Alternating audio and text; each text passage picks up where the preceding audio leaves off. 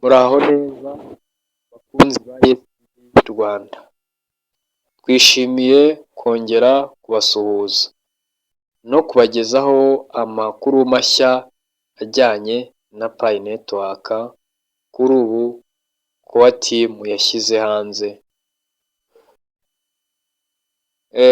kandi yasohoye igice cya kabiri cy'amakuru agezweho, aho basobanura impamvu bari gukorana ubushishozi mu kureba imyitwarire y'abantu bose bamayininga kuri iyi gahunda.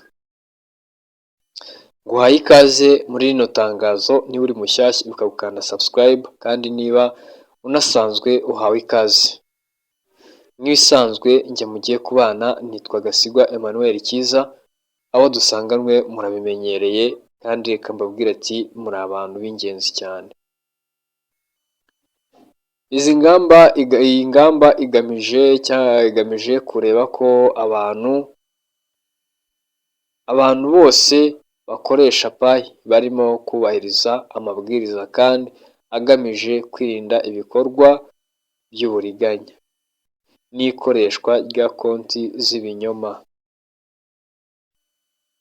Ni intambwe igamije gukomeza kubaka umuryango wizewe, kugira ngo Pi Network izabe ifite agaciro gahamye ku isoko ry'ifaranga ryo kuri murandasi cryptocurrency.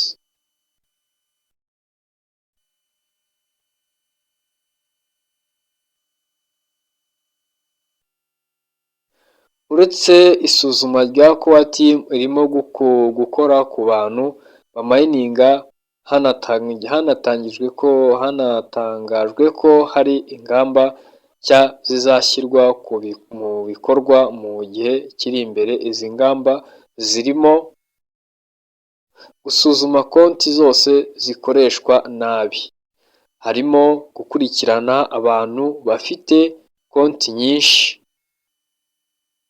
abagerageza gukoresha amahirwe yo kwiba, ndetse n'abafite ibikorwa bihabanye n'amabwiriza ya Pi Network.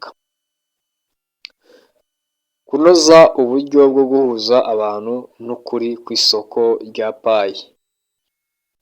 Ni ingenzi ko abari muri Pi Network basobanukirwa ko uru rubuga rugamije iterambere rya buri wese, bityo hakenewe ubufatanye mu gusakaza ukuri aho gukwirakwiza ibihuha.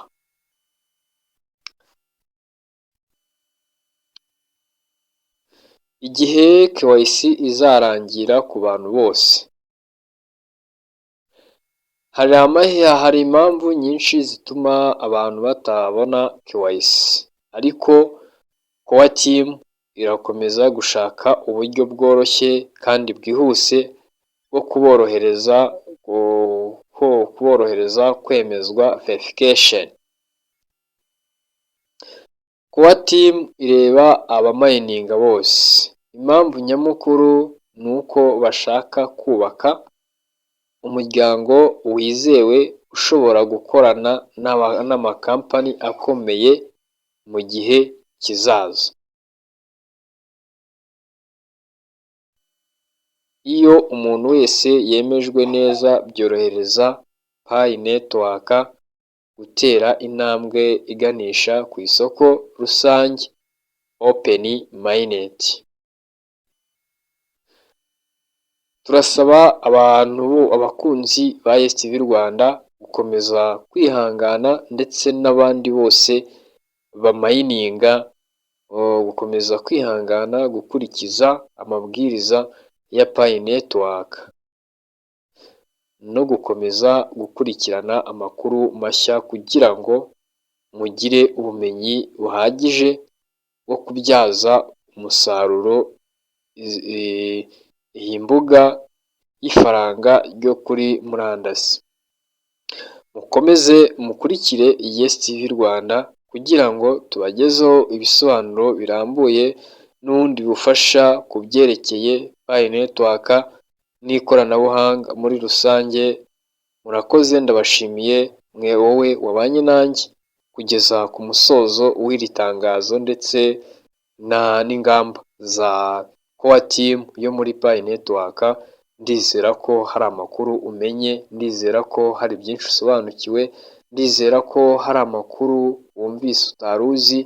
Niba hari icyo igufashije nyamuneka ibuka gukanda subscribe niba uri mushyashya, kandi niba usanzwe kanda like, ukande wandike no muri comment. Byose ni ingenzi, biradufasha cyane kumenya ibyo dukora. Ndabashimiye cyane, Imana ibahe umugisha, naho ubutaha.